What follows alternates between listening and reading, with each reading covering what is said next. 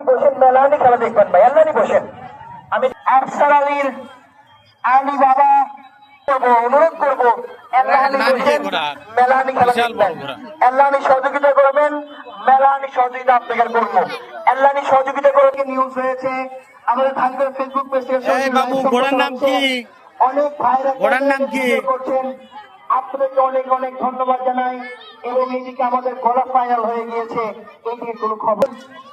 আনিস মিলিটারির বিজয় বাংলা ফাইনালে চলে যাবে, তাই আপনারা কিন্তু বাসি আগে ঘোড়া ছাড়বেন না। সময় যাচ্ছে, তখন কিন্তু আমাদের ফাইনাল টান চলে আসছে।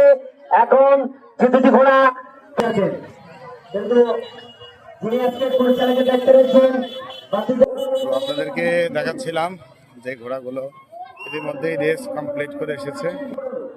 এই ঘোড়াগুলো অলরেডি। আসসালামু আলাইকুম চাচা, আপনার বাসা কোথায়? জি বুঝতে পারি না, একটু কথা বলি। শেরপুর থেকে এসেছেন, ঘোড়ার নাম কি? এটা অলরেডি খেলছে তো না? আচ্ছা আচ্ছা, দেখতে পাচ্ছেন অনেকগুলো ঘোড়া, একটা করে আপনাদেরকে দেখাচ্ছি। আসসালামু আলাইকুম মুরব্বি, কোথা থেকে এসেছেন? ধনুর থেকে আসছেন। তো এই ঘোড়ার বয়স কত? 3 বছর বয়স। তো এই অলরেডি রেস দিছে না? তো এটা কি পারছে? আচ্ছা, তো ধন্যবাদ। তো দেখতে পারলেন, তো ঘোড়ার নাম কি রাখছেন? বুলেট। তো আপনি তো অনেক মানে যত্ন করেন না?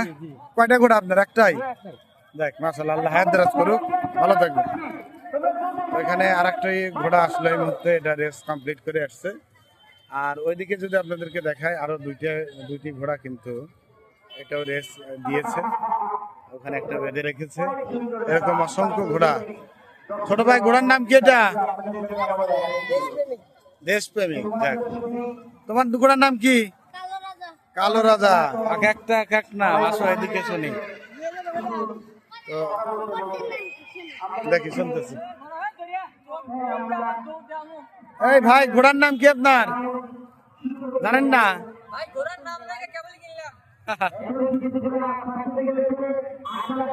অনেকগুলো ঘোড়া আসছে, এগুলো হাঁটানো হচ্ছে। রেস দিছে, রেসের পর এটা হাঁটানো হচ্ছে। দেখে এটা